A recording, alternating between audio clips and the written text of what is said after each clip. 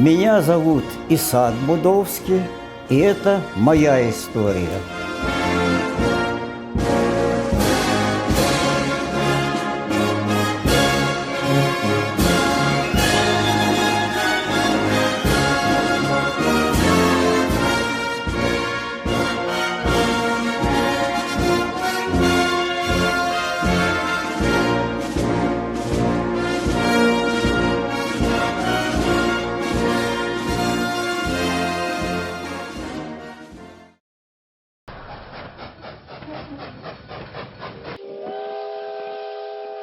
Have you ever met a Jew who worked as a train driver?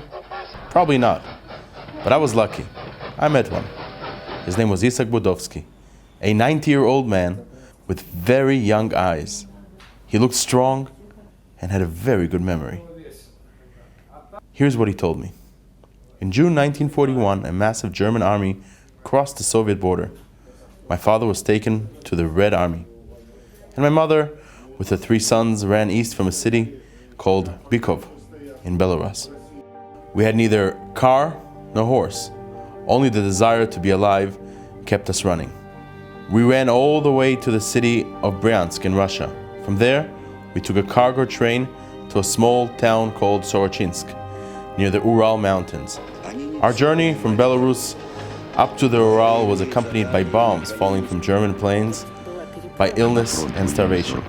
Then came 3 hungry years of hard labor, sleepless nights, and fear for my father and older brother who were at the front. When the Red Army liberated Belarus in 1944, my mother, my youngest brother, and I returned to Belarus and settled in Mogilov, a big regional city. The bloody war took the life of my older brother, Lyonya, who volunteered at the age of 17 and died a heroic soldier on the battlefield. And that wasn't enough.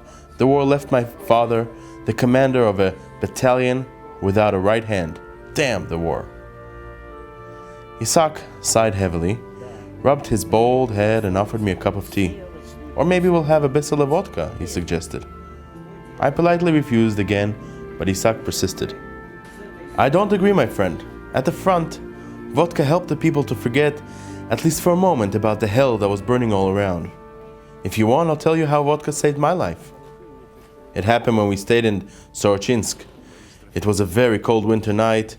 I was walking from work and suddenly stopped. I couldn't feel my hands or feet. I couldn't take another step. And it felt like I had stopped breathing. An old man, our neighbor, pulled me into his house and poured me half a glass of vodka and forced me to drink.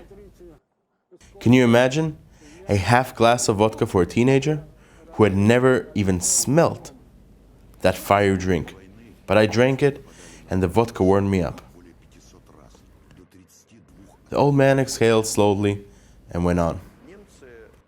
I started working at 15. In the beginning, I greased the rotating parts of the machines at a big factory. And after a year, I became an assistant to the diesel's machinist. I did that job up to October 1944, when the Soviet army liberated Belarus, and we returned from Sorochinsk. Back home, I began working at the Mogilov depot, and soon became an assistant to the train driver. As well as the driver and me, our brigade had a fireman. We drove echelons with troops and armaments to the front line, and from there, wounded soldiers back to Mogilov and further inland. I can imagine it was a very dangerous job, was it? I asked naively. Yes, of course, Isaac laughed. I'll tell you something about my life at that time. Listen and write it down. Maybe it will be interesting to my grandchildren and great-grandchildren. He drank a glass of water and cleared his throat as if he was about to start singing. Then he continued. Once we drove a heavy echelon loaded with tanks to the front line. That time we had 2 locomotives joined with a coupling. The trouble began at night when we were not far from the traffic light near the station. All of a sudden we lost the coupling.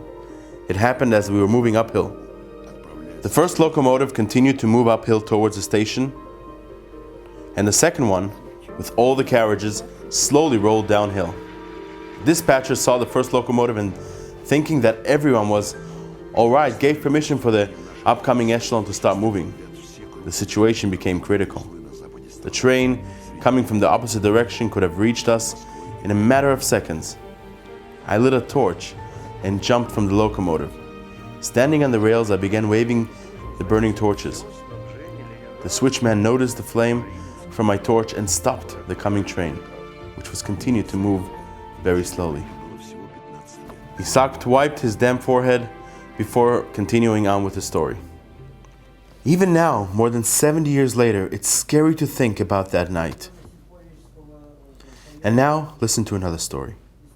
Once, on the way to the front, the cage of the locomotive fell down.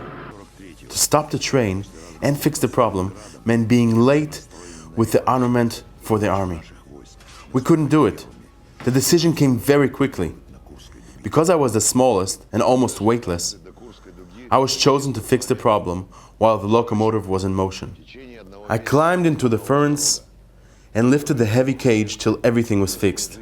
As a result, the important cargo was delivered in time. Isaak closed his eyes, indicating it was time for a break. Then he stood up and walked over to the window, motioning me to join him. On the 17th floor of his building, we seemed to be deep inside the clouds. Isaak stood up and made a few slow loops around the table. And how many times, being very tired, did I fall asleep standing beside the locomotive side window, standing there like a horse. One time, our dead, tired driver fell asleep and nearly crashed the train running through the red light. Maybe a miracle happened at that moment. The driver woke up just before the traffic light and put the brakes on. From the sharp stop, a few train carriages got separated. Luckily, nobody from our brigade or the guards was wounded.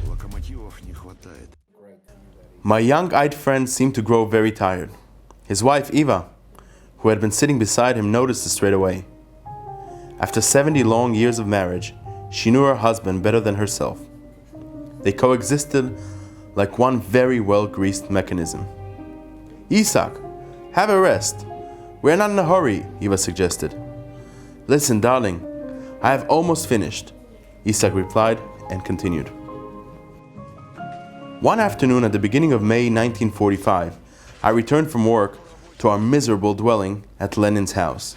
Why it was called Lenin's house, nobody knew. So I entered our spare room, which was a luxury in that time, exhausted from 2 sleepless nights on the train, and fell asleep in a moment. But my dream didn't last long. In the street, people were shooting and shots were fired. I looked out the window. The streets were filled with people and everybody shouting, "Victory! Victory!" The war in Europe was over.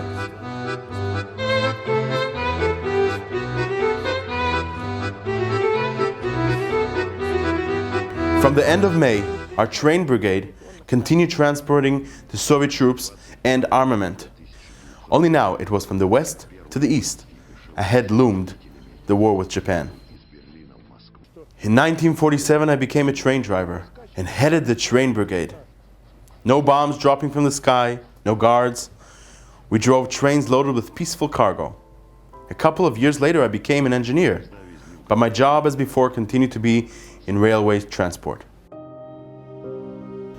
In 1992, I, with my wife, migrated to Australia, where my youngest son, Vladimir, already lived.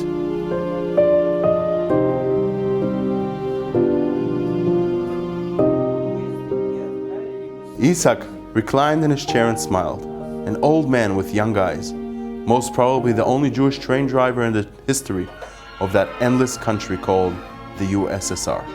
One of the few eyewitnesses left to tell how it really happened.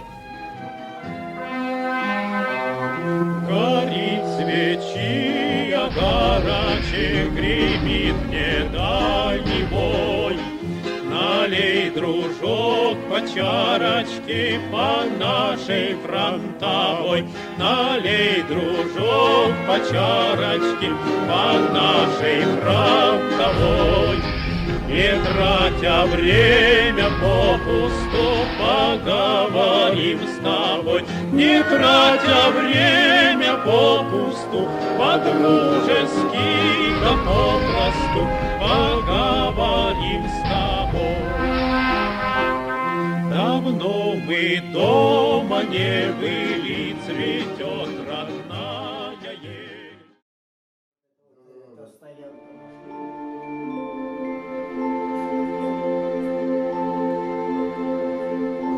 I want to believe that my lost youth served its purpose. Now, my family, my boys, can enjoy freedom and peace.